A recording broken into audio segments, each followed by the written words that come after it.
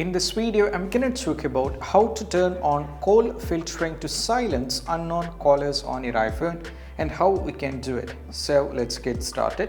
So first of all, what you need to do is you have to go over here, tap on the settings. From here, you have to scroll it down all the way down and navigate to the apps. Now from here, use the search over here, tap on it, and you have to search here for phone app. Just type phone here. So you just need to go over here, tap on the phone app. Now from here you have to scroll it down and navigate over here. And right now you can see there is an option called call filtering. So what you need to do is you have to turn on unknown callers. So missed calls and voicemail from the unknown call numbers will be moved to the unknown call list over here. You have to turn on this. And also apart from this, just go over here at the top, and also there is an option for ask reason for calling.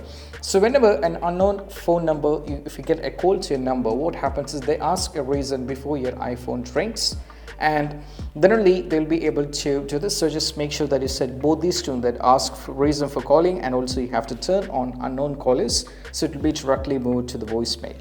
Right, so that is how we can do it, and I hope this quick video is helpful. That's it, bye.